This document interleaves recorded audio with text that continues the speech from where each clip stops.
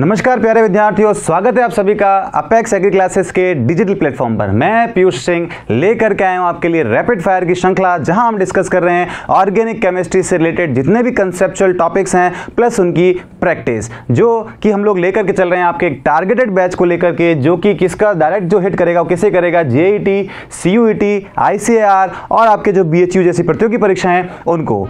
तो हम बात करते हैं आज के हमारे टॉपिक के बारे में और चलिए स्टार्ट करते हैं। तो एक महत्वपूर्ण सूचना वही आप सभी के लिए क्या हम आपके लिए लेकर के आए हैं, यानी अपेक्स एग्री क्लासेस आपके लिए लेकर के आए क्या, अपेक्स एग्री स्कॉलरशिप प्रोग्राम। इस प्रोग्राम के तहत हम लोग यहां आपको देने वाले हैं एक शानदार सी बेहतरीन स्कॉलरशिप। किसके आधार पर? वह हम देने वाले हैं आपको क्या, 10वीं के प्राप्तांकों के आधार पर। क्या है उसका कुछ विवरण, वह आपके सामने है ये कि जिन बच्चों ने 10वीं कक्षा के अंदर 90% से अधिक अंक प्राप्त किए हैं उन्हें हम देंगे आपको 90% तक की स्कॉलरशिप। जिन बच्चों ने 90 to 95 के बीच में स्कोर किया है उन्हें हम देंगे 50% तक की स्कॉलरशिप। और जिन विद्यार्थियों ने क्या 85 to 90 के बीच में स्कोर किया उन्हें हम देंगे 25 तक का डिस्काउंट। और हम जिन बच्चों ने 80 to 85 के बीच में स्कोर किया है, अंक प्राप्त किए हैं, उन्हें हम देंगे कितना, 15% तक की क्या, छात्रवृत्ति। तो जो विद्यार्थी हमसे जुड़ना चाहते हैं, यानी एग्रीकल्चर के फील्ड में अपना सुनहरा भविष्य देख रहे हैं, तो वह आकर के हमसे जुड़ सकते हैं, यानी आप अपना एडमिशन एनरोलमेंट करवा सकते हैं हमारी साइट पर विजिट करके, या आप हमारे जो भी कॉन्टैक्ट नंबर आपको डिस्क्रिप्शन लिंक में दिए हुए हैं वहां जाकर के आप क्या कर सकते हैं, हमसे संपर्क कर सकते हैं। तो चलिए बढ़ते हैं हमारी आज की क्लास की ओर। तो आज हम आपसे डिस्कस करने वाले हैं क्या, कुछ basic topics. Sir basic topic का मतलब यहां पर क्या है? आज हम आपके लिए लेकर के आए आईयूपीएससी की क्लास, यानी आज हम क्या डिस्कस करेंगे आपके उसका थोड़ा सा एक ऐतिहासिक परिचय। सर क्या मतलब है ऐतिहासिक परिचय का? तो ऐतिहासिक परिचय का मतलब यह है कि ऑर्गेनिक जो वर्ड है, यानी कार्बनिक यौगिक है, उनका ओरिजिन कहां से हुआ, उनकी उत्पत्ति कहां से, उसके बारे में एक छोटी सी हिस्ट्री है। क्या कि सबसे पहले एक ऐसी थ्योरी थी, किसने दी थी? वह दी थी जे बर्जीलियस सर ने, यानी केमिस्ट ने। इन्होंने क्या दिया था? इन्होंने एक दिया था क्या, जैविक शक्ति सिद्धांत। क्या दिया था? बोलिए मेरे साथ, जैविक शक्ति सिद्धांत। जिसके आधार पर क्या है, इन्होंने यह कहा था कि जितने भी कार्बनिक यौगिक हैं, क्या बोला मैंने, दोहराई मेरे साथ, जितने भी कार्बनिक यौगिक हैं वह जो है क्या है कि कभी भी किसी भी लैब में संश्लेषित नहीं हो सकते। वह सदैव एक जैविक शक्ति, यानी बोले तो जीवों के अंदर उत्पन्न होते हैं, या उन जीवों से, प्रजातियों से, लिविंग बींग से हम क्या करते हैं, प्राप्त करते हैं, वही कार्बनिक यौगिक हैं, यानी जिसे हम संश्लेषित नहीं कर सकते। इसे ही हम क्या बोलते हैं, बर्जीलियस की जैविक शक्ति सिद्धांत, है ना। लेकिन क्या हुआ, कुछ समय बाद हमारे एक केमिस्ट और आए। कौन थे वे थे एफ वोलर। कौन थे? That is not your that is F volar. F volar chemist जो थे, इन्होंने चर्चा की क्या, कि जो आपने सिद्धांत दिया है जैविक सिद्धांत, वाइटल फोर्स थ्योरी, उसके अनुसार आप कहते हैं कि जो कार्बनिक यौगिकों का जो निर्माण है वह किससे हुआ है, लिविंग थिंग से हुआ, यानी यौगिक जीव जंतुओं से हुआ है ना। लेकिन इन्होंने क्या किया, इन्होंने एक बहुत ही ऐसा एक्सपेरिमेंट करके दिखाया कि इन्होंने क्या किया कि कार्बनिक यौगिक की सहायता से, क्या बोला हमने, कार्बनिक यानी अकार्बनिक यौगिक की सहायता से इन्होंने कार्बनिक यौगिक का क्या कर दिया, संश्लेषण कर दिया, जो कि उस समय एक बहुत बड़ी अचीवमेंट थी। क्या कि इन्होंने ये प्रूव किया कि कार्बनिक यौगिक जो हैं वह भी संश्लेषित किए जा सकते हैं। और इन्होंने किस एक्सपेरिमेंट के थ्रू ये प्रूव किया? तो इन्होंने लैब के अंदर जो प्रयोग किया वह था हमारा कौन सा, अमोनियम साइनेट से यूरिया का निर्माण। बिल्कुल सही सोच रहे हैं आप। क्या इन्होंने क्या किया, इन्होंने लैब में अमोनियम साइनेट से क्या किया, गर्म करके, हीट करके उससे क्या बनाया, उन्होंने निर्माण किया किसका, यूरिया का। किसका निर्माण किया, यूरिया। और जान करके, सुन करके खुशी होगी क्या, कि सर यह एक कार्बनिक यौगिक है और यह एक अकार्बनिक यौगिक है। बिल्कुल सही सुन रहे हैं हम। क्या इन्होंने यह प्रूव कर दिया कि जो कार्बनिक यौगिक हैं उन्हें लैब में सिंथेसाइज, संश्लेषित किया जा सकता है। यानी जो हमारा यूरिया है वह पहला प्राकृतिक, यानी बोले तो पहला संश्लेषित क्या है, कार्बन यौगिक है। बिल्कुल सही सुना आपने। यह हमारा क्या है, पहला ऑर्गेनिक, यानी बोले तो संश्लेषित कार्बनिक यौगिक है। किस तरह से? हमको पता है कि अमोनियम साइनेट क्या होता है, दैट इज योर NaOCN, है ना, that is your ammonium cyanate. And जब हमने इसको क्या किया, हीट, तो हमने क्या मिला, यूरिया। यूरिया क्या होता है? CO NH2 CO और NH2। अरे इज इट क्लियर? तो ये जो था वो हमारा क्या था? अमोनियम साइनेट, जिससे हमने निर्माण किया किसका? यूरिया का। ये थी इसके पीछे की कुछ छोटी सी थ्योरी, एक छोटा सा इतिहास। तो चलिए बात करते हैं हमारे नामकरण की ओर, जो कि आज का हमारा क्या है? प्रमुख उद्देश्य है। अब हम बात करेंगे किसके बारे में? कार्बनिक यौगिकों के नामकरण के बारे में। किसके बारे में? कार्बनिक यौगिकों के नामकरण के बारे में। इसके आधार पर क्या है कि हमने यहाँ पर क्या है कि जो कार्बनिक यौगिकों का जो नामकरण है वह अलग अलग पद्धतियों में किया है। किसमें किया है? अलग अलग पद्धतियों में, अलग अलग सिस्टम्स के अंदर किया है। तो सर वह कौन कौन से सिस्टम है? तो ध्यान रखिएगा, पहला जो सिस्टम है वह है आपका कौन सा? रूढ़ पद्धति। कौन सी है वह है आपकी कौन सी? रूढ़ पद्धति। सर दूसरी कौन सी है? तो दूसरी है आपकी कौन सी? व्युत्पन्न। कौन सी है? दैट इज योर व्युत्पन्न पद्धति। और थर्ड आपकी जो है वह है हमारी कौन सी? हमारी प्यारी, आपकी प्यारी कौन सी? सर वह है IUPAC। सर अब आपके दिमाग में सवाल आ रहा होगा, एक प्रश्न आपके दिमाग में यह भी आ रहा होगा कि सर अगर IUPAC नॉमेनक्लेचर करता है तो इन दोनों का क्या कार्य है? तो आपको जानकर के खुशी होगी क्या कि ये जो दो पद्धतियां हैं यह क्या करती हैं? यह भी नामकरण करती हैं। इनके अपने अपने कुछ नियम हैं, अपनी अपनी कंडीशन से, जिसके आधार पर ये अपना क्या करती है? नामकरण करती है। और IUPAC के भी क्या है? खुद के अपने सिद्धांत है, खुद के अपने नियम है, जिनके आधार पर ये क्या करती है? नामकरण करती है। तो सर क्या अंतर है तीनों के अंदर? तो ध्यान रखना, रूढ़ पद्धति के अंदर हम लोग क्या करते हैं? जहां से जो चीज निकली है, जिसकी उत्पत्ति जिस मतलब जिस सोर्स से हुई है, स्रोत से हुई है, उस स्रोत के आधार पर जब अगर आप नामकरण करते हैं तो उसे हम बोलते हैं व्युत्पन्न पद्धति, है ना। और रूढ़ पद्धति और व्युत्पन्न के अपने कुछ छोटे छोटे से नियम हैं जो हम डिस्कस करेंगे आपको आगे ला जाकर के। फिर हम बात करते हैं IUPAC की नेम। IUPAC हम लोग यहाँ पर पर्टिकुलर आज को डिस्कस करने वाले हैं, क्योंकि हमारा आज का उद्देश्य जो है वो IUPAC है। क्या मतलब है सर IUPAC का? इतने सारे सिस्टम का जो क्लासिफिकेशन है वो क्यों हुआ है? तो उसका जो आंसर मैं आपको इस तरह से देना चाहता हूं कि हमें पता है कि जैसे हमारा नाम भी क्या होता है, हम जैसे मेरा नाम, आपका नाम, हमको पता है कि हमारे नाम भी क्या होते हैं? अलग अलग होते हैं। सर अलग अलग कैसे? नाम तो एक ही होता है, हमने तो पहली बार सुना। तो आपको पता है कि आपके स्कूल के अंदर नाम आपका कुछ और होता है, आपका घर पर आपका नाम कुछ और होता है, फ्रेंड सर्कल में नाम आपका कुछ और होता है, और वह नाम आप नहीं, वो लोग डिसाइड करते हैं। अरे बिल्कुल सही सोच रहे हैं, वो लोग डिसाइड करते हैं। इसका मतलब क्या है कि एक कार्बनिक यौगिक, किसी भी यौगिक के एक से अधिक नाम क्या है? पॉसिबल है ना। क्या है वह? एक से अधिक नाम पॉसिबल हैं। इसका मतलब क्या है कि अगर किसी भी चीज के एक से अधिक नाम पॉसिबल है, इसका मतलब उसका अध्ययन क्या हो जाएगा? मुश्किल हो जाएगा। उसे हल करने के लिए, उसे सॉल्व करने के लिए, इस परेशानी से ओवरकम करने के लिए हमने क्या किया है? एक ऐसे संस्थान का निर्माण किया जो कि क्या है?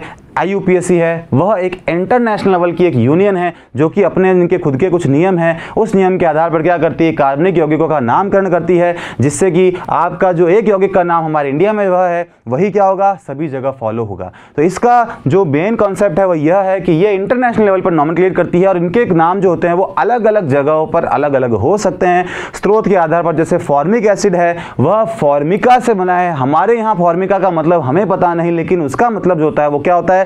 चीटी, है ना। तो वैसे ही हमारे को केमिस्ट्री के अंदर, रसायन विज्ञान के अंदर कंपाउंडों की मतलब जो यौगिक है, कंपाउंड्स हैं, उनकी स्टडी को आसान करने के लिए क्या कर रखा है? एक इंटरनेशनल लेवल पर एक यूनियन बना रखी है जो कि हमारी कौन सी है? IUPAC। और रूढ़ पद्धति के तहत हम क्या करते हैं? कुछ ऐसे कंपाउंड्स के बारे में बात करते हैं जिनके स्रोत के आधार पर हमने क्या ले रखा है? उनका नाम रख रखा है। जैसे मार्श गैस है। कौन सी गैस है? That is your Marsh gas, है ना। जैसे कि आपकी मार्श गैस है, ऐसा जैसे मैं कुछ एग्जांपल लिख लेता हूँ इंपॉर्टेंट जो कि आपके एग्जाम में आते हैं ना। जैसे CH4 है, तो CH4 जो है वो कौन सी गैस है? That is your Marsh gas. Marsh gas इसको क्यों बोला? क्योंकि इसे लिया गया है मार्शी एरिया। अरे कहाँ से लिया गया है? Marshy area. Sir marshy area क्या होता है? यह होता है आपका क्या? दलदली क्षेत्र।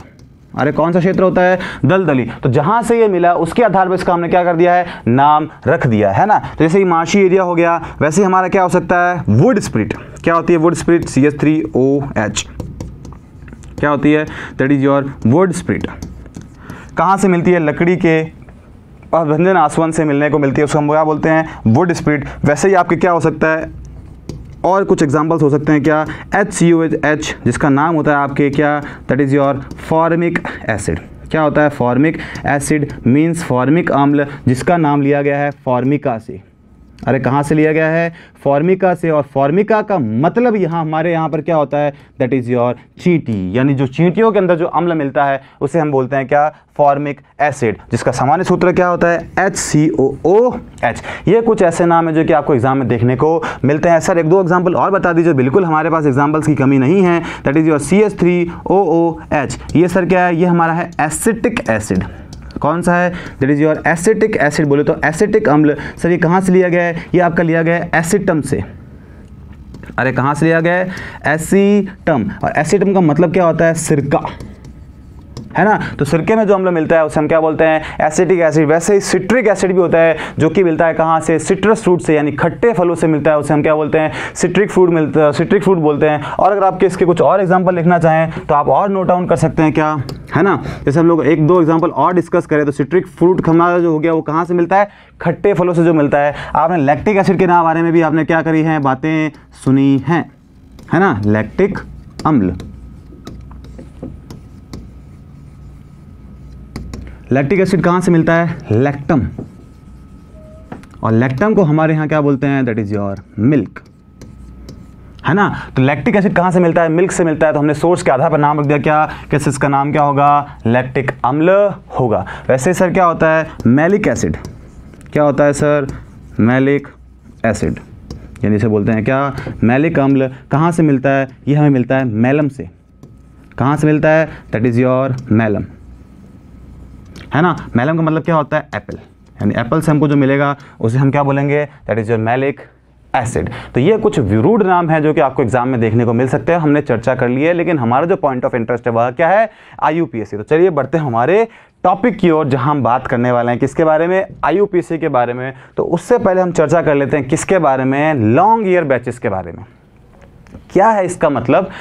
तो 10वीं पास वाले बच्चे जो हैं, हमारे जो दोस्त हैं, उन्होंने के लिए तो हम लोग क्या कर रहे हैं? हम लोगों ने एक स्कॉलरशिप का प्रोग्राम लेकर के आए। तो जो 12वीं क्लासेस जो बच्चे इस बार पास हुए हैं वह कह रहे हैं, और हमारे पास आवाज़ आ रही है और कमेंट बॉक्स में भी हमको देखने को मिल रहा है क्या कि वह बच्चे कह रहे हैं कि सर हमारे लिए आप क्या कुछ नया लेकर के आए हैं। तो बिल्कुल आपके लिए भी यहाँ पर कुछ ना कुछ नया है, और वह नया चीज़ आपके लिए जो है वो क्या है? वह है long year batches classes. Long year batch classes का मतलब है लॉन्ग ईयर बैचेस है जहाँ पर हम क्या करेंगे? आपके जो भावी आने वाले जितने भी जो कॉम्पिटिटिव एग्जाम्स हैं उनकी आपको क्या कराएंगे? तैयारी करवाएंगे। सर कौन कौन से एग्जाम्स हैं? हम लोग बात करेंगे JET, CUET, ICAR और BHU जैसे कॉम्पिटिटिव एग्जाम्स के प्रिपरेशन के लिए। और आपको क्या कराई जाएगी? बहुत ही अच्छे तरह से, शानदार तरह से क्या करवाई जाएगी? उसकी तैयारी। वहीं हम लोग बात करें तो आपके जो कोर्सेज है वह क्या हो चुके हैं? 1 जुलाई से शुरू हो चुके हैं। तो फटाफट जो 12 बच्चे पास कर चुके हैं, जो इन प्रतियोगी परीक्षाओं की तैयारी कर रहे हैं, वे हमसे फटाफट जुड़िए। उनके लिए क्या एक स्कॉलरशिप का प्रोग्राम है वो आपके सामने इस स्क्रीन पर प्रदर्शित है।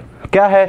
कुछ जो स्कॉलरशिप है वो इस तरह से रहेगी, जिन बच्चों ने 95% से अधिक अंक प्राप्त किए हैं उन्हें हम देंगे 90% तक की स्कॉलरशिप। जिन बच्चों ने इनके बीच में 90 to 95 के बीच में स्कोर किया है उन्हें हम देंगे कितनी? 50% तक की स्कॉलरशिप। जिन बच्चों ने 85 to 90 के बीच में स्कोर किया है उसे हम देंगे कितनी? 25% तक की स्कॉलरशिप। और जिन बच्चों ने इनके बीच स्कोर किया है यानी 80 to 85 उन्हें हम कितने देंगे? 50% तक की स्कॉलरशिप। तो चलिए बढ़ते हैं, फटाफट हमसे आप आकर के जुड़िए ताकि आपका कोर्स क्या हो सके? सही से, सुविधापूर्ण और एकदम सिस्टमैटिक रूप से चल सके। चलिए हम बात करते हैं हमारी IUPAC जो हमें बुला रही है ना। अब हम बात करते हैं किसके बारे में? IUPAC के बारे में। तो पहला ही इंपॉर्टेंट प्रश्न यह बनता है कि IUPAC का फुल फॉर्म क्या होती है? तो IUPAC की जो फुल फॉर्म होती है वो क्या होती है? बिल्कुल बच्चे सही चिल्ला रहे हैं और मेरे पास बिल्कुल आवाज़ आ रही है आप लोगों की। क्या मन की भावनाएं हम सुन सकते हैं क्या? That is your international union of pure and applied chemistry. क्या नाम है इसका? International union of pure and applied chemistry. इसका क्या है? पूरा नाम है। एक इंटरनेशनल ऑर्गेनाइजेशन है जिसके खुद के कुछ नियम हैं जो कि वर्ल्ड वाइड पूरे विश्व के अंदर क्या किए जाते हैं? फॉलो किए जाते हैं। तो हम इस स्लाइड पर क्या बात करेंगे? कुछ नियम लिखेंगे, कुछ रूल लिखेंगे। हम इसको सिस्टमेटिक रूप से पढ़ेंगे कि इन नियम के आधार पर हम क्या कर सकते हैं? अपने श्रृंखला का नामकरण कर सकते हैं। और हम यही स्टेप फॉलो करेंगे किसके लिए? नॉमेनक्लेचर के लिए। आपको जानकर के खुशी होगी जो IUPAC टॉपिक है, जो बच्चे इससे भागते हैं तो ध्यान रखिएगा बच्चे इससे बिल्कुल ना भागें। क्यों ना भागें? क्योंकि आपके इसके अलावा जो प्रश्न बनते हैं, number of sigma bond counting, number of hybridization, वो आपसे इनडायरेक्टली वह इसी के थ्रू ही पूछेगा। कैसे पूछेगा? तो वह पूछेगा कि आपकी एक IUPAC नेम दे रखा होगा कि सर 2 क्लोरोप्रोपेन में आप सिग्मा व पाई बंधों की संख्या बताइए, तो हम लोग ना फंसे उसके लिए हमें क्या पढ़नी पड़ेगी? IUPAC पढ़नी पड़ेगी। तो अब यहाँ बात करेंगे किसके बारे में? कुछ नियम्स के बारे में, यानी हम बोल सकते हैं कुछ स्टेप्स, यानी किन किन स्टेप्स को हम क्या करेंगे यहाँ पर फॉलो करेंगे। सर हमें लिखवा लीजिए, हम आपके साथ साथ बिल्कुल उसे फॉलो करेंगे और आंसर क्या करेंगे? बिल्कुल सही देंगे। तो ध्यान रखना, पहला जो हमारा जो इंपॉर्टेंट काम होगा वह होगा किसका? Longest carbon chain selection. What is it? It is a longest carbon chain selection.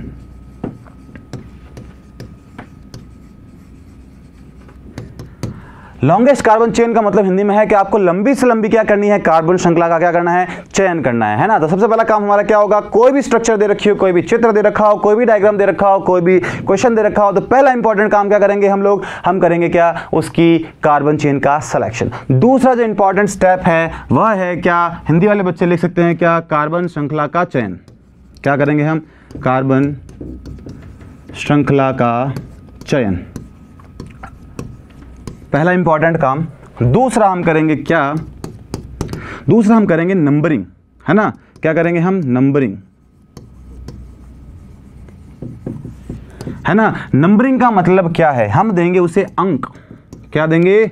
बिल्कुल अंक देंगे कि यानी नंबरिंग किस हिसाब से करती है। सबसे पहला काम लॉन्गेस्ट कार्बन चेन सेलेक्ट कर ली, फिर हम देंगे उसे अंक, यानी सर हमें किस तरह से नंबरिंग करें। तो ध्यान रखना, अगर आपकी नंबरिंग गलत है या चेन गलत है तो IUPAC का नाम भी क्या होगा? गलत होगा। तो दोनों स्टेप बहुत इंपॉर्टेंट है। अगर ये स्टेप आपने फॉलो कर लिया तो तीसरा आपके सामने क्या है? लड्डू। क्या है? लड्डू। तो तीसरा स्टेप के लिए हमको कहां जाना पड़ेगा? सर थोड़ा सा आगे जाना पड़ेगा, इस सूत्र के ऊपर, है ना। ये सूत्र बिल्कुल सीधा, सिंपल और छोटा सा, जितना दिख रहा है उतना ही क्या है? बहुत ही कारगर है। दिख छोटा रहा है, ये सूत्र आपको कहीं पर भी फंसने से बचाएगा। फंसने से बचाने का इन द सेंस क्या है कि हमको बड़े जो सूत्र हैं, जिससे सफिक्स 1, सफिक्स 2, अनुलग्न 1, अनुलग्न 2, पूर्व लग्न 1 और पूर्व लग्न 2 जैसी भारी समस्याओं से क्या करेगा? निपटारा दिलाएगा, है ना। यानी इसमें हम लोग क्या करेंगे? हमको सिर्फ एक चीज ही ध्यान रखनी है, क्या? सफिक्स नहीं, prefix plus suffix plus other group.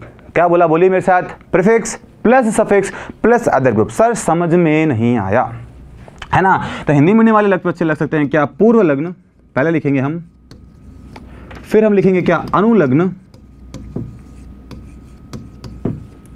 और सर फिर हम क्या लिखेंगे? अन्य वर्ड, बोले तो अन्य प्रतिस्थापी। आप लोगों के लिए अन्य प्रतिस्थापी। सर क्या तात्पर्य है? तो ध्यान रखना बच्चा पार्टी, मेरे प्यारे दोस्तों, क्या कि जो पूर्व लग्न है या हम बोले आपके लिए जो प्रीफिक्स है वह क्या होगा? वह आपके लिए यहाँ कार्य करेगा किसका? रूट वर्ड का। अरे आवाज नहीं आ रही है, जोर से। क्या किसका कार्य करेगा? रूट वर्ड का कार्य करेगा। रूट वर्ड क्या होते हैं? ये रूट वर्ड आपको जनरली नंबर ऑफ कार्बन के बारे में बताएंगे। नंबर ऑफ कार्बन के बारे में बताएंगे कि आपके कार्बन कितने हैं। अरे आई बात समझ में? कार्बन कितने हैं उसके बारे में आपको कौन बताएगा? रूट वर्ड यानी पूर्व लग्न हम लेंगे उसका।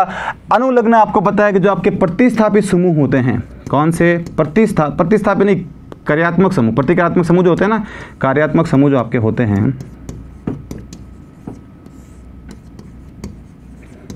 जैसे इंग्लिश में क्या कहते हैं sir? This is your functional group,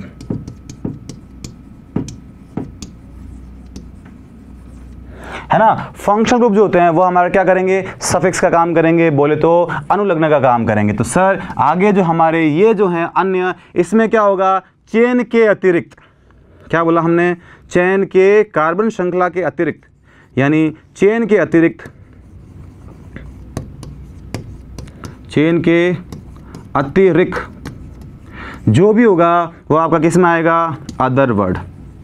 किस में आएगा? वो आएगा आपका किसके? अदर वर्ड के अंदर काउंट होगा। कहानी खत्म। यही IUPAC क्या है? खत्म। क्या? Prefix plus suffix plus other group. ध्यान रखना, आपकी जो ये दो चीजें हैं, कौन सी चीजें हैं सर? पेन चेंज करिए, चीजें थोड़ी अच्छे से समझ में आए तो ध्यान रखना। प्रीफिक्स प्लस सफिक्स, हम बोले पूर्व लग्न प्लस अनुलग्न। ध्यान रखना, ये जो पूरी एक श्रृंखला है ये आपके कार्बन चेन को कंप्लीट नाम दे देगी। किसको? कार्बन श्रृंखला का यह आपकी कार्बन श्रृंखला का क्या करेगी, कंप्लीट नाम दे देगी, यानी जो आप बॉक्स में कन्वर्ट करोगे, बंद करोगे, वो अनुलग्न सफिक्स और प्रीफिक्स क्या कर देगा, खत्म। और जो उस चेन के बाहर लटक रहा है वो आपके लिए क्या कहलाएगा, प्रतिस्थापी कहलाएगा। यहां तक मेरे प्यारे विद्यार्थियों, क्या आपको किसी को कोई दिक्कत है तो वह कमेंट बॉक्स में टाइप करके बता सकता है कि सर हमें यहां तक समझ में नहीं आया। और मैं पढ़ाता ही इतना अच्छा हूं, आप लोगों को भी पता ही है, क्लासें ले रहे हैं, है ना, तो आपको समझ में आ गया होगा कि सर हमें क्या करना है। पहला इंपॉर्टेंट स्टेप, हम चेन सेलेक्ट करेंगे सर।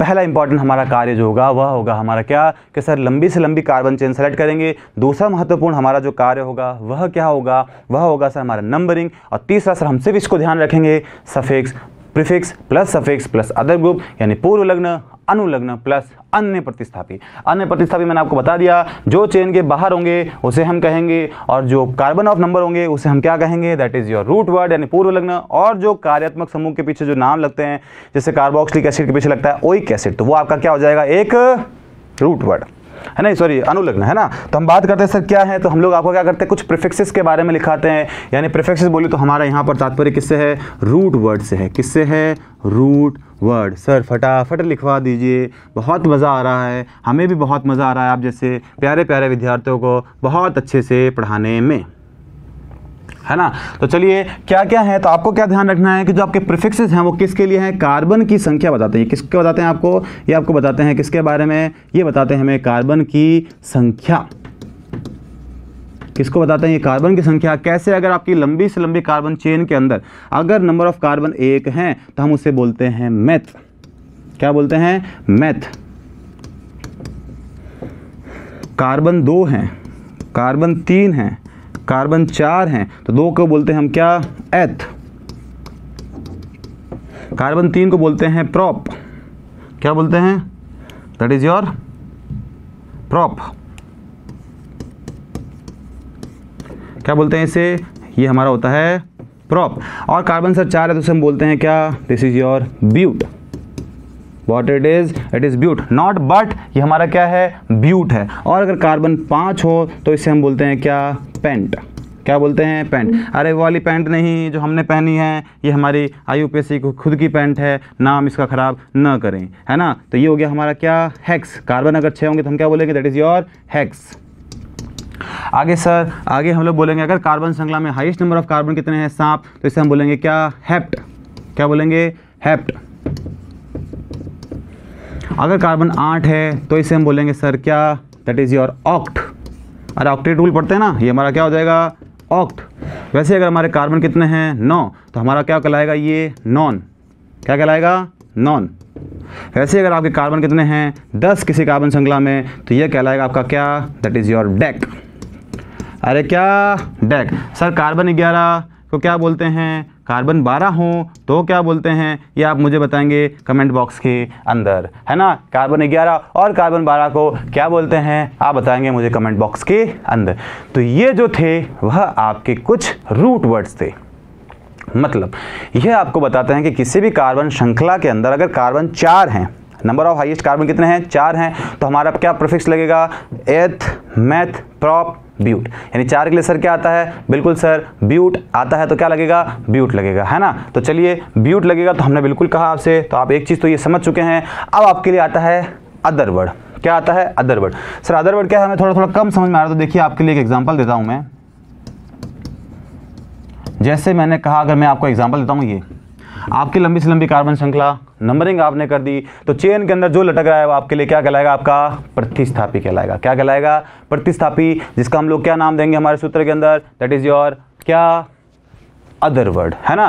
तो ये आपको समझ में आ गया कि अदर वर्ड के क्या होते हैं, कुछ नाम नियत होते हैं। क्या होते हैं, कुछ नाम फिक्स होते हैं। कैसे, अगर F लटका हो किसी कार्बन श्रृंखला के बाहर तो उसका नाम होगा फ्लोरो। अगर लटका हो Cl तो उसका नाम होगा क्लोरो। अगर नाम लगा, अगर Br लटका है तो उसका नाम होगा ब्रोमो। अगर I है तो होगा आयोडो। अगर श्रृंखला के बाद NO2 लटका है तो उसको बोलेंगे नाइट्रो। OCH3 को बोलते हैं मिथॉक्सी। OC2H5 को बोलते हैं थॉक्सी। OCH3 को बोलते हैं मेथिल। C2H5 को एथिल। ऐसे ही प्रोपाइल और ऐसे ही PH बोले तो C6H5 को बोलते हैं क्या, फेनाइल। क्या बोलते हैं, फेनिल बोलो, फिनाइल बोलो, बात एक ही है। सही, तो हिंदी में हो गया। तो इंग्लिश वाले चुन्नू मुन्नुओं के लिए भी हमारे पास चीज़ें हैं, that is your fluoro, that is your sir chloro, ये सर हमारा ब्रोमो, ये सर हमारा आयोडो, ये हमारा नाइट्रो, ये हमारा क्या हो जाएगा मिथॉक्सी, और ये हो जाएगा इथॉक्सी, है ना, ये हो जाएगा हमारा मिथाइल, ये होगा हमारा क्या इथाइल, और ये हो जाएगा हमारा क्या प्रोपाइल, और ये हो जाएगा हमारा क्या फेनिल। सर CH3 को मेथिल कैसे बोलते हैं? सर CH4 को तो मीथेन बोलते हैं, हमने तो यही पढ़ा है। तो बिल्कुल सही पढ़ा है आपने। देखिए इसके पीछे की कहानी जो है वह क्या है, वह कहानी है ये। ध्यान रखना कि जब भी आप किसी एक एल्केन में, किसमें एल्केन में अगर एक H निकालते हैं तो उसके ANE की जगह क्या जुड़ता है YL। क्या जुड़ता है बोलिए मेरे साथ, YL। YL मतलब ये बन जाएगा सर क्या, दैट इज हमारा एल्काइल, है ना। हिंदी में भी लिखेंगे क्या इसे, एल्केन में अगर हम क्या करें एक H क्या करें निकाल दें तो हमारा जुड़ जाएगा क्या इल, है ना। बोले तो क्या एल्किल। सर कहानी क्लियर हुई? बिल्कुल। देखिए एग्जाम्पल, क्योंकि सर बिना एग्जाम्पल के तो मज़ा आता ही नहीं है। तो लीजिए बिल्कुल मज़े लीजिए क्लास के, जैसे आप देख रहे हैं, है ना। तो हम लोग लेते हैं एग्जाम्पल क्या, जैसे मैंने कहा आपको CH4 क्या नाम होता है सर, इसका नाम होता है मेथेन। सर हमने मेथेन नहीं मीथेन पढ़ा है। क्या पढ़ा है, मीथेन। कहानियाँ एक ही हैं, कहने का तात्पर्य अलग है। मेथेन इंग्लिश में एक वर्ड है, मीथेन हम लोग हिंदी मीडियम वाले बच्चे बोलते हैं, है ना। तो मीथेन हम लोग क्या करेंगे, अगर एक H निकाल दें तो ये क्या बन जाएगा, it is formed into the methyl. क्या बन जाएगा, जिसे हम हिंदी में क्या बोलते हैं मैथिल, और इंग्लिश में क्या बोलते हैं मिथाइल, और आपका जुड़ जाएगा YL। वैसे ही सर हम लोग एथेन में क्या करें, एक H निकाल दें। क्या करें सर, एक H निकाल दें तो मुझे बताओ आपका जो एथेन था, कौन था सर, एथेन, वो क्या बनाएगा, वह बनाएगा सर इथाइल। क्या बनाएगा सर, इथाइल। इथाइल का फॉर्मूला क्या हो जाएगा, CH3CH2। कितना, CH3CH2, यानी यहां पर हम क्या जोड़ेंगे YL। और ये आप मुझे बताएंगे कमेंट बॉक्स के अंदर कि अगर आप प्रोपेन में, प्रोपेन क्या होता है, that is your CH3 CH2 CH3 CH3 CH2 CH3। अगर प्रोपेन में अगर आप एक H निकालते हैं तो क्या बनेगा, आप मुझे बताएंगे क्या बनेगा। तो ये कुछ कंसेप्ट होता है कि ये जो वर्ड हैं, ये जो प्रतिस्थापी हैं, ये कहाँ से आए हैं। अब आपको समझ में आ गया कि मेथिल क्या है, एथिल क्या है और प्रोपिल क्या है। तो चलिए बढ़ते हैं अगले चरण की ओर, अगले कंसेप्ट की ओर। आपने देख लिया प्रीफिक्स क्या होता है, अनुलग्न क्या होता है, आपने अदर वर्ड जान लिए कि सर अदर वर्ड वह होते हैं जो हमारी श्रृंखला के बाहर होंगे, हम उसे नाम देंगे क्या, अदर वर्ड। और उसके बाद हम बात करेंगे आपसे किसके बारे में, फंक्शनल ग्रुप्स के बारे में। किसके बारे में बातें करेंगे, हम आपसे बात करेंगे फंक्शनल ग्रुप, बोले तो प्रक्रियात्मक समूह या कार्यात्मक समूह। सर क्या होते हैं यह कार्यात्मक समूह, तो ध्यान रखना ये कुछ ऐसे ग्रुप्स होते हैं जिनकी खुद की कुछ प्रॉपर्टी होती है, खुद के कुछ गुण होते हैं। इसकी क्या है, एक सारणी आपके सामने मैं लेकर के आया हूँ, एक टेबल आपके सामने मैं लेकर के आया हूँ। इस टेबल के तहत, इस सारणी के तहत हम यहाँ बात करेंगे किस बारे में, हम बात करेंगे किसके बारे में कि सर किस ग्रुप का क्या अनुलग्न, क्या उसका बोले तो पूर्व लग्न होता है। अब देखिए, अब आपको बच्चों को क्या हो, कुछ कंफ्यूजन हो रहा होगा। कुछ बच्चे ये बोल रहे होंगे कि सर अभी तो आप कह रहे थे कि फंक्शनल ग्रुप का हमेशा सफिक्स होता है, तो प्रीफिक्स कैसे। तो हमेशा ध्यान रखना, एक चीज ध्यान रखना, क्या बाप, दादा के सामने बाप नहीं होता। मतलब दादा के सामने पापा की इतनी नहीं चलती जितनी हमारे किसकी चलती है, दादाजी की चलती है। सपोज करिए, इसका मतलब क्या है, इसको मैं बताता हूँ आपको एक एग्जांपल से कि सपोज करिए कि आपको किसी भी एक चेन के अंदर, किसमें, किसी भी एक चेन में, किसी भी एक ऑर्गेनिक कंपाउंड के अंदर दो फंक्शनल ग्रुप देखने को मिले। कितने, दो। तो ध्यान रखना, इस सारणी में, इस टेबल में जो ऊपर आ रहा है, कहाँ आ रहा है, ऊपर, तो उसका तो लगेगा सफिक्स जो कि यहां मेंशन है ना, जो कि क्या है, यहां मेंशन है, उसका तो लगेगा सफिक्स। और जो कौन, जो वह भी एक फंक्शनल ग्रुप है, लेकिन वह उस सारणी में कहां आ रहा है, नीचे आ रहा है तो उसका जो सफिक्स लगेगा बोले तो वह हमारा काउंट होगा किसके अंदर, अदर वर्ड्स के अंदर। मैंने कहा ना हमको तो फंसना है ही नहीं 1 2 में, हमको सर हमें तो कुछ समझ नहीं आता है कि प्रीफिक्स 1 क्या है, प्रीफिक्स 2 आज तक मुझे समझ नहीं आया, तो हमें तो कैसे ही आएगा। तो हम सिर्फ बात करेंगे किसके बारे में, prefix plus suffix plus other group. कैसे सर, जैसे मेरा नाम है पीयूष सिंह, अब मान लो मैं हूं पीयूष सिंह, तो मेरा नाम अब मैं कैसे याद रखूंगा कि पीयूष जो है सर वो आपका क्या है, प्रीफिक्स है, और आपके जो सिंह है वो आपका क्या है, सफिक्स है। पीयूष आपका पूर्व लग्न है जो आगे नाम रखा है, और सफिक्स आपका क्या है सर, सिंह है। अगर मान लो मैं अगर पीएचडी कर लूं या डॉक्टरी कर लूं तो मेरे नाम के आगे क्या लगेगा, डॉक्टर। तो डॉक्टर, अब इसके बाद में कोई भी डिग्री हासिल कर लूं, कोई भी पदवी हासिल कर लूं तो वह सदैव मेरे नाम के आगे लिखा जाएगा। कहां लिखा जाएगा, आगे। तो वह सभी क्या है, मेरे नाम के अलावा है तो वह सभी किसमें काउंट होंगे, प्रतिस्थापियों के अंदर काउंट होंगे। अरे आई क्या बात समझ में, यहां तक सभी को क्या क्रिस्टलन क्लियर है? बिल्कुल सर क्लियर है, बिल्कुल एक एक चीजें हमें समझ में आ रही हैं। तो फटाफट इस चैनल को सब्सक्राइब करिए और इस वीडियो को लाइक करिए। सभी लोग क्लास देखते हैं लेकिन हम ऐसे ही चले जाते हैं, ऐसे ही नहीं जाना है दोस्तों। आप क्या करिए, हमारे चैनल को लाइक करिए, शेयर करिए और सब्सक्राइब करिए, और जुड़िए हमारे साथ में लॉन्ग ईयर बैचेस के साथ में, या कोई बड़े भाई छोटे भाई बहन अपने भाई बहनों के लिए कृषि संकाय में अगर भविष्य उज्जवल करना चाहते हैं या उनका करवाना चाहते हैं तो क्या करेंगे, वे हमसे जुड़ सकते हैं। कहां, अपेक्स एग्री क्लासेस में, है ना। तो चलिए बात करते हैं हमारे फंक्शनल ग्रुप के अंदर। तो मैंने आपको बता दिया कि 2 फंक्शनल ग्रुप कभी भी किसी चेन में जुड़े हों तो हम क्या करेंगे सर, 2 में से एक को तो बनाएंगे फंक्शनल ग्रुप क्रियात्मक समूह, और एक को बना लेंगे सर प्रतिस्थापी। किससे बनाएंगे सर, वो डिपेंड करेगा उसकी सीनियरिटी यानी प्रायोरिटी पे। यानी जो इस टेबल में, इसी ऑर्डर में हमें याद करना है क्या, कि जो इस सारणी में, जो इस टेबल के अंदर ऊपर आएगा उसका तो हमेशा लगेगा प्रीफिक्स, और जो नीचे आएगा उसका लगेगा क्या, सफिक्स। सही है क्या ये? सोचिए, सोना नहीं है, नहीं। ध्यान रखना, जब भी किसी श्रृंखला में 2 फंक्शनल ग्रुप आते हैं तो जो सारणी में टेबल में ऊपर आता है उसका हमेशा लगेगा क्या, सफिक्स, और जो नीचे आता है, जो कम होता है, जो छोटा ग्रुप होता है उसका हमेशा क्या लगेगा, अदर ग्रुप के अंदर वो काउंट होगा और उसका क्या लगेगा, सब्स्टिट्यूट ग्रुप की तरह कार्य करेगा। हिंदी में अगर मैं आपको समझाऊं तो किसी भी सारणी में अगर 2 ग्रुप अगर आपको देखने को मिल रहे हैं किसी संरचना के अंदर, तो जो इस सारणी में ऊपर की तरफ फंक्शनल ग्रुप आ रहा है, प्रक्रियात्मक समूह आ रहा है, उसका तो आप हमेशा क्या देंगे, अनुलग्न देंगे। और इसके अलावा वह फंक्शनल ग्रुप है लेकिन फिर भी वह किसमें काउंट होगा, आपके प्रतिस्थापियों के अंदर काउंट होगा। तो यहां ध्यान रखना, हम लोग क्या लिख लेंगे कि अगर वह प्रतिस्थापी की तरह कार्य कर रहा है, किसकी तरह, प्रतिस्थापी की तरह कार्य कर रहा है, तो सर हम इसको उपयोग करेंगे।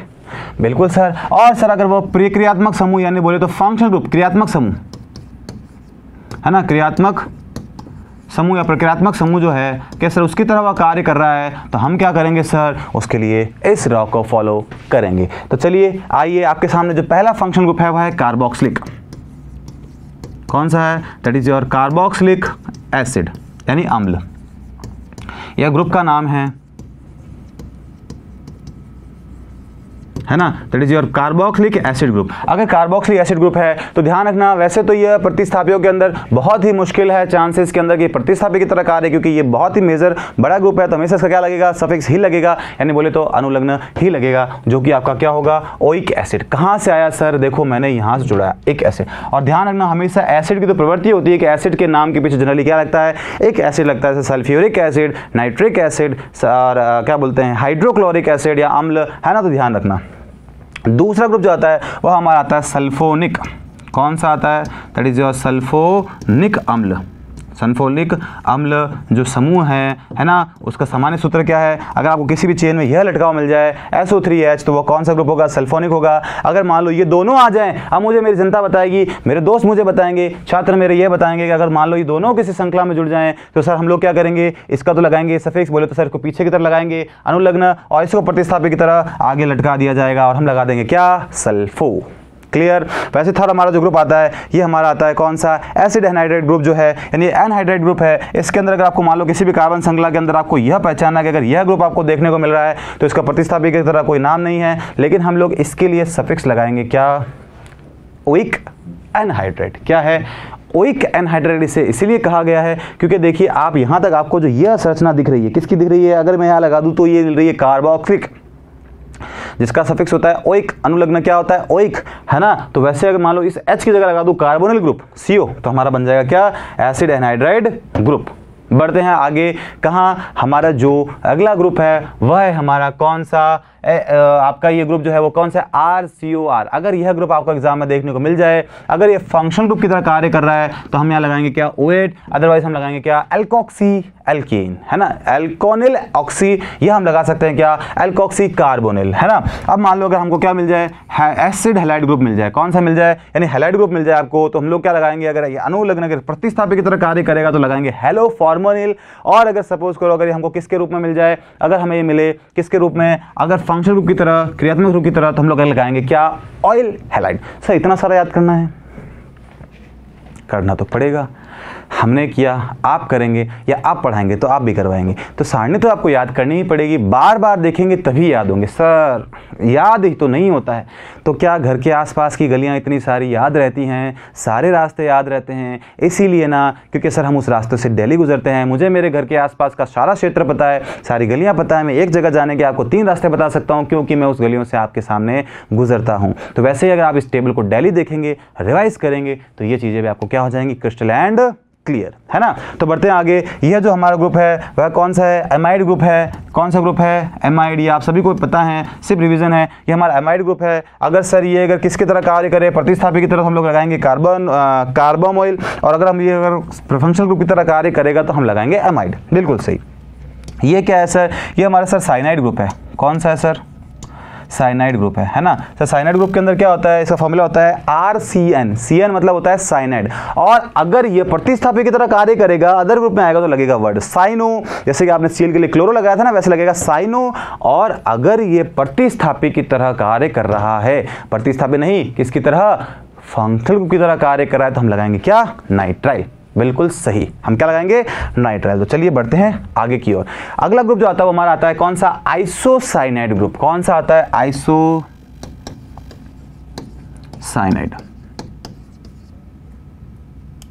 साइनाइड ग्रुप, है ना। यानी वह था RCN, ये हमारा RNC, चीजों में डिफरेंस है, समझिए, है ना। तो ये अगर प्रतिस्थापी की तरह कार्य करेगा तो हमारा लगेगा आइसोसाइनो, और अगर करेगा फंक्शनल ग्रुप की तरह तो लगेगा आइसोनाइट्राइल। वैसे ही हमारा होता है एल्डिहाइड ग्रुप। कौन सा ग्रुप होता है, एल्डिहाइड ग्रुप। ये हमारा कौन सा है, सबसे ज्यादा आपको देखने को मिलेंगे कौन से, एल्डिहाइड, है ना। एल्डिहाइड, तो ध्यान रखना आपका जो सफिक्स लगेगा, अनुलग्न लगेगा, वो L लगेगा। और अगर आपको मान लो कीटोन देखने को मिल जाए, कीटोन, ओन, सबका दोस्त प्यारा प्यारा कौन, हमारा कीटोन, है ना। कीटोन मिल जाए तो हमारा लगेगा क्या, ओन। ओन देखो कहाँ से मिला है, जस्ट पीछे से लिया गया है, ओन। अगर आपको मिल जाए ROH तो ये हमारा कौन सा ग्रुप, अल्कोहल।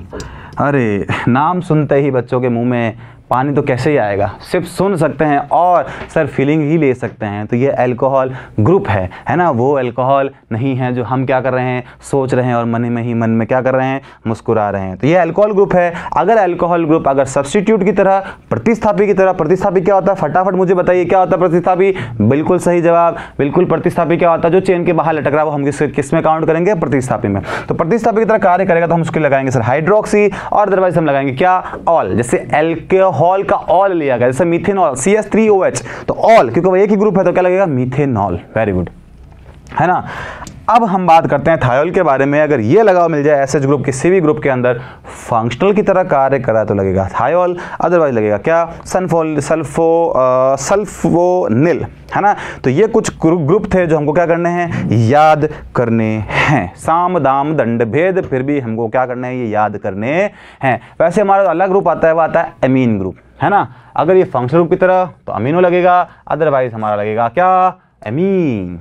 क्लियर। तो ये कुछ फंक्शनल ग्रुप थे। एक काम करिए, इनके स्क्रीनशॉट ले लीजिए। लिखते तो सर हम है ही नहीं, तो लिख लीजिए। इसे क्या करिए, इसका स्क्रीनशॉट ले लीजिए, फिर आप इस स्लाइड का स्क्रीनशॉट लेकर के अपने नोट्स में इसे ऐड ऑन कर लीजिए, और हमें इसे क्या करिए, याद करिए। एक और स्लाइड, और लास्ट में स्लाइड आती है आपकी कौन सी, ये वाली, है ना। यानी हमने यहाँ तक क्या सीखा कि सर हमने इतिहास देख लिया, क्यों नोमेनक्लेचर करते हैं, ऑर्गेनिक कंपाउंड, कार्बनिक यौगिक, अकार्बनिक यौगिक कौन कौन से होते हैं, इसके बारे में हम लोगों ने क्या कर ली, बिल्कुल चर्चा कर ली सर। उसके बाद हम लोगों ने कुछ नियम देखे, आईयूपीएसी के कुछ भाग देखे, कुछ पद्धतियाँ देखी, कुछ इंपॉर्टेंट कॉन्सेप्ट देखे कि सर इनके रूट नाम क्या होते हैं जो कि एग्जाम में डायरेक्ट देखने को मिलते हैं। उसके बाद हम लोगों ने क्या देखा, देखिए उसके बाद हम लोगों ने देखा आईयूपीएसी का डिस्कशन किया। एक बार क्विक रिकैप कर लेते हैं ताकि हमको चीज़ें क्या हो, याद हो, है ना। हमने ये चीज़ देख ली। उसके बाद हम लोगों ने क्या किया, क्लासिफिकेशन देखा। फिर उसके बाद हम लोगों ने क्या देखा, हम लोगों ने यहाँ देखा क्या कि सर इनके कुछ नाम देखे थे हम लोगों ने। उसके बाद हमने इसके बारे में कुछ रूल्स देखे।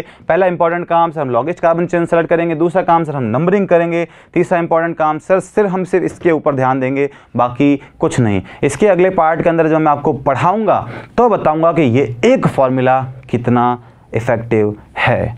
आप खुद कहेंगे कि सर हम प्रीफिक्स 1, प्रीफिक्स 2, सफिक्स 1, सफिक्स 2 से बाहर निकल गए। और पहली बात तो ये, आईयूपीएसी के प्रश्न अगर सिर्फ नॉमेनक्लेचर बेस्ड हो, नामकरण पर आधारित हो, तो उन्हें टिक करना ज़्यादा मुश्किल नहीं होता है, ज़्यादा हार्ड नहीं होता है। क्यों नहीं होता है? क्योंकि आधे ऑप्शन आपको क्या करेंगे, आंसर से पास ले आएंगे और बाकी ऑप्शन को काट देंगे। वो कैसे, मैं आपको समझाऊंगा हमारे लेक्चर्स के अंदर कि किस तरह से हम लोग ऑप्शन को एलिमिनेट करके क्या कर सकते हैं, एमसीक्यूज को सीधा हिट कर सकते हैं, यानी टारगेट कर सकते हैं ना। तो वो हम लोग बात करेंगे जब मैं क्या लेकर के आऊंगा आपके लिए, इसी के आगे इसका एक प्रैक्टिस सेशन, है ना। तो चलिए आगे बढ़ते हैं। ये हमने कुछ प्रीफिक्स देखे, सर हमें याद करने हैं, तो बिल्कुल सर आप ही को याद करने हैं, सर को तो याद है ना, सर याद तो क्यों ही करेंगे। तो फिर उसके बाद हम लोगों ने देखे सर अदर वर्ड के अंदर कुछ नाम, सर ये भी याद करने हैं, बिल्कुल याद करने हैं, देखेंगे तो याद चीज़ें हो जाएंगी। उसके बाद सर हमने कुछ कॉन्सेप्ट देखा कि एल्केन में से जब भी एक एच निकाले तो एल्किल वाई जुड़ जाता है, ए एन हट जाता है। जैसे मेथेन में से एक एच निकालोगे तो मिथाइल बनेगा, इथेन में से एक एच निकालोगे तो इथाइल बनेगा, प्रोपेन में से एक एच निकालोगे तो प्रोपाइल बनेगा, है ना। तो ये भी फंक्शनल ग्रुप नहीं, सॉरी इसमें ये सब्स्टिट्यूट ग्रुप या प्रतिस्थापी की तरह कार्य करते हैं, इसीलिए इन्हें क्या करते हैं हम लोग, याद भी करते हैं। तो मैंने आपको कुछ एग्जांपल देकर के यहाँ समझाने की कोशिश की। फिर उसके बाद सर हम लोगों ने क्या किया, एक लिस्ट देखी। देखिए मैं भी कह रहा था और सारणी भी कह रही है, what is it is sir the list, priority list of functional group. जो ऊपर वो सीनियर, जो नीचे वो नीचे। आई बात समझ में। तो जिस फंक्शनल ग्रुप के अंदर, किसी भी कार्बन चेन के अंदर, किसी भी आईयूपीएसी नोमेनक्लेचर के अंदर दो फंक्शनल ग्रुप मिलते हैं, तो इसके आधार पर जो पहले अंक पर आएगा उसे तो हम देंगे सफिक्स, यानी उसका नाम हमेशा पीछे की तरफ लगाएंगे, अनुलग्न पीछे की तरफ लगाएंगे। और ध्यान रखना, जिसका नंबर नीचे आया वह तो नीचे ही रहेगा।